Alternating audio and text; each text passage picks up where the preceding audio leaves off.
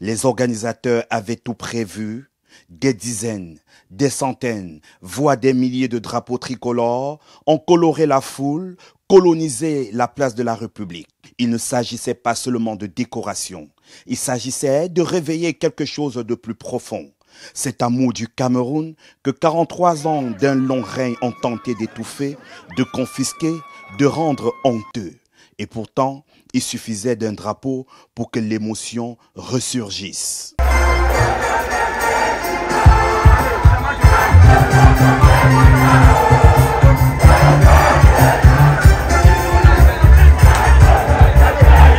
Devant des milliers de Camerounais venus des 4 coins du monde, le candidat déclaré de l'Alliance politique pour le changement à la présidentielle d'octobre 2025 est venu raviver l'espoir d'un changement tant attendu.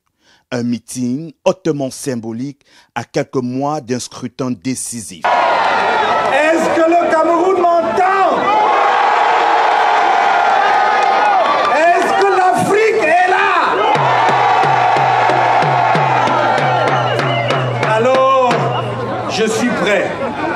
Plusieurs personnalités ont précédé l'arrivée du président national du MRC. L'honorable Jean-Michel Nithieu, figure emblématique de l'opposition camerounaise, et le professeur Abba Oyono, soutien de l'Alliance politique pour le changement, ont eux aussi harangué la foule à leur arrivée. Le meeting a également été marqué par la présence de personnalités culturelles de renom. La chanteuse Karia Soto, le rappeur engagé Valsero et le bassiste international Richard Bona ont galvanisé la foule par leur présence.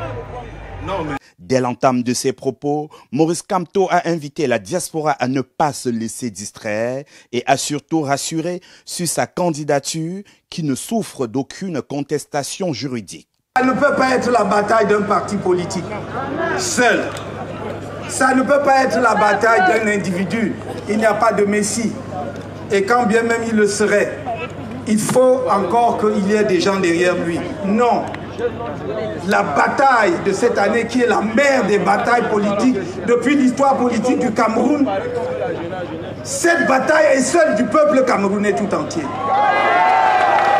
Le 31 mai 2025, la place de la République à Paris semble conquise, non pas par la force, mais par l'espoir. Un espoir porté par une diaspora mobilisée, déterminée à écrire une nouvelle page de l'histoire camerounaise.